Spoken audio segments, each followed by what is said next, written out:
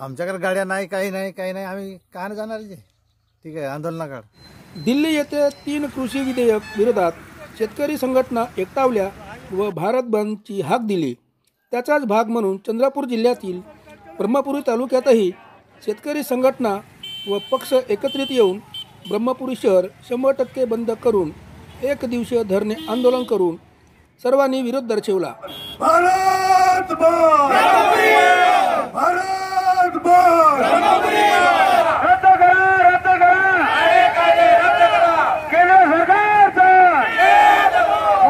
दिल्लीच्या बॉर्डरवर बिचारे त्यांच्या अंगावर पाण्याचे फवारे मारत आहेत, आसू गॅस सोडत आहेत. हे किती म्हणजे अन्याय. मोदी सरकार किती अन्याय अत्याचार करत आहेत त्या शेतकऱ्यावर.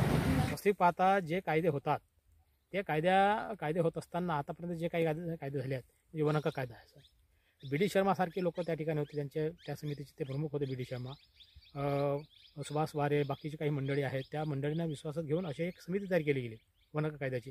रोजगार हमी कायदा आहे, अशा लोकांना विश्वासात घेऊन काही जे अभ्यासपूर्ण लोक आहेत त्यांना विश्वासात घेऊन केला.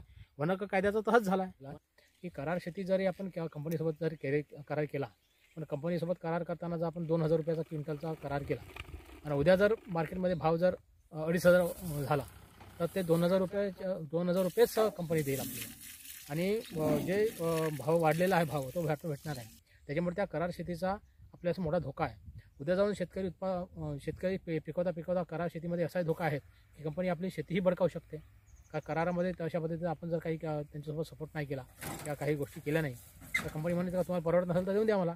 अशा शेतकऱ्यांना भूमिहीन करण्याचं काम होणार आहे. दुसरा एक आहे आपल्याला की हमी भावाचं, म्हणजे बाजारपेठा तुम्ही खुले बाजारपेठेत तुम्ही विकू शकता, असं एक कायदा आहे असं म्हणतात. माझं असं मत आहे की कुठेही खुले भाव आपण विकू शकतो. आजही विकत असो, आम्ही व्यापाऱ्यांना विकत आहोत, बाजार समितीमध्ये नेत आहोत. आपण ज्या बाजार समितीने नेत आहोत तिथं उलटे आम्हाला जास्त भाव मिळते, व्यापाऱ्यांकडून आम्हाला कमी भाव मिळतो. बाजार समितीमध्ये आता सरकारने जसा 1800 रुपये भाव जाहीर केला. आज आम्हाला कृषी उत्पन्न बाजार समितीने सरकारने 700 बोनस जाहीर केला. म्हणजे आमचा 1800 आणि 700 असे 2500 रुपये आम्हाला भाव मिळाला. पण हा जो भाव आहे हा कुठेही आम्ही विकत असल्याने मिळाला. बाजार समितीमध्ये विकू शकतो, आपण व्यापाऱ्याने विकतो. जिथं आपल्याला परवडते आम्ही विकत असा. हा बनवाबनवीचं काम झाला आहे. म्हणजे वास्तविक पाहता तो कायदे करायची गरज नव्हती. खुला बाजारामध्ये सुरुवातीला हे जे काही खुली विक्री आहे, म्हणजे मोठे व्यापारी आपल्या बाजारपेठा लावतील, कृषी उत्पन्न एकीकडे राहील, हे जास्त म्हणजे रेट आपल्याला देतील. पण हळूहळू जेव्हा या आपल्या कृषी उत्पन्न बाजार समिती जेव्हा मोडकळीस येतील आणि पूर्ण मक्तेदारी या टाटा बिर्ला अंबानींच्या यांच्याकडे येईल, जेव्हा कधी त्यांचा जो माल असेल ते स्टोअरमध्ये ते साठवणूक करून ठेवतील आणि जेव्हा शेतकऱ्याचा माल जाईल प्रत्यक्षात ते बाजारभाव पाडण्याचं काम करतील किंवा त्यांना जेवढं वाटलं त्या परिस्थितीमध्ये तेवढे पैसे घेऊन ते शेतकऱ्याचा माल घेण्याचा भविष्यामध्ये हा जास्तीत जास्त याचा परिणाम शेतकऱ्याला होणार आहे. आणि म्हणून आज जरी याचे फायदे जरी शेतकऱ्याला वाढत असतील तरी भविष्यामध्ये हे शेतकऱ्याला उद्ध्वस्त करणार, नुसतं शेतकऱ्यालाच नाही तर छोट्या मोठ्या मजूरदाराला सुद्धा याचा फार मोठा परिणाम होणार आहे.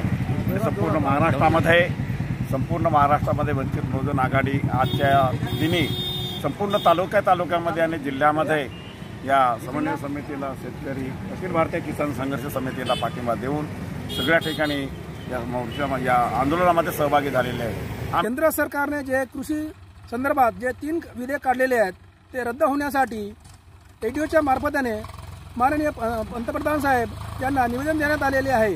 मी कृपाकर ब्रह्मपुरीवरून, जिल्हा चंद्रपूर, महाराष्ट्र राज्य, इंडिया अनडसाठी.